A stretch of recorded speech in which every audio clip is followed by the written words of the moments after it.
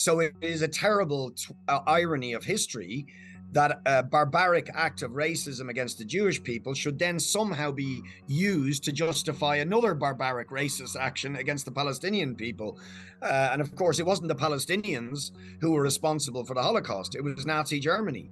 And it's very ironic that Germany is one of the major sponsors of Israel and who shield Israel from legitimate criticism and sanctions. I would say they are a key force in preventing, along with a few other states in Europe, in preventing sanctions being imposed on Israel.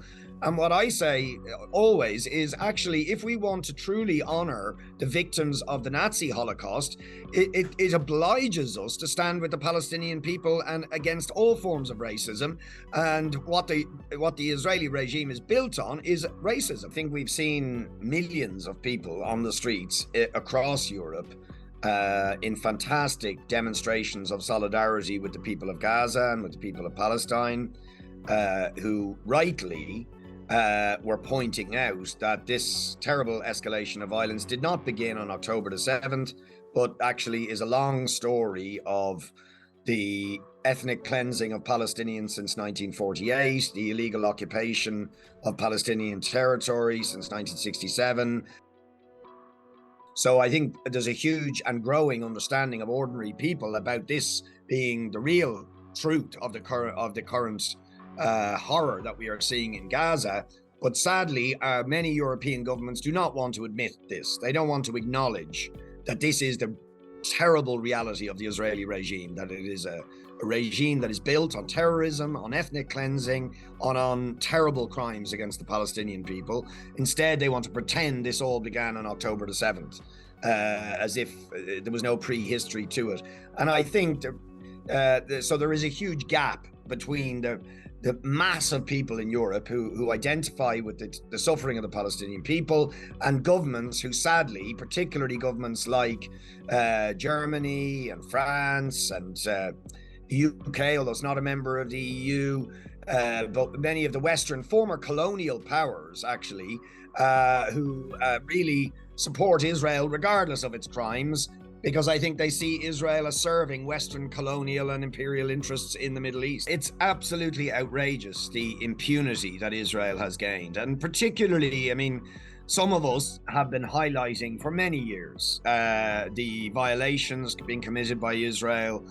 We highlighted in the last year or two, for example, the reports produced by Amnesty International, by Human Rights Watch, by the UN Special Committee on Palestine, by the UN Special Rapporteur. All of these people had produced damning reports of Israeli apartheid, of Israeli war crimes, of Israeli crimes against humanity, and Western governments ignored them, did nothing. And of course, that impunity has emboldened Israel, because Israel feels they can do anything, and there will be they will never be held to account for it. And it encourages Israel to commit more crimes. So their failure to impose sanctions is shameful, and it makes those governments complicit with Israel's crimes. And I also think it demonstrates a shocking double standard, something I've tried to highlight very strongly since the outbreak of the conflict in Ukraine, that we had the Western world rushing to impose sanctions on Russia, to give military support to Ukraine, in what undoubtedly was a illegal, brutal, murderous and unjustifiable invasion by Russia of Ukraine. But the contrast couldn't be greater, could it, between the response of the West to Russia's violations in Ukraine and the complete failure to sanction Israel for decades of crimes and violations and murderous persecution of the Palestinian people. I think people see very, very strong parallels between the Irish experience of colonialism at the hands of Britain and the resistance to British colonialism in Ireland and the Palestinian struggle. And the parallels are very, very strong. And I think it's why people make that identification. The system of apartheid, for example, that Palestinians have inflicted on them is very similar to what was called the penal laws, which was a system of apartheid and racial discrimination that Britain imposed as part of subjugating the national movement in this country. But we can see the very strong parallels with the apartheid system and the ethnic cleansing and the use of religion to divide people in order to conquer them. You know, that Israel has deployed, and indeed Israel sponsors, Britain and the United States actively deployed. I can't condemn Palestinian people for resisting a system of oppression, of a 16-year-long siege, of, you know, ethnic cleansing, murder with impunity of Palestinians. You can't resist. You can't blame the oppressed. I never have believed that a two-state solution was viable. I mean, obviously, that decision is not mine. That's a decision for the Palestinian people.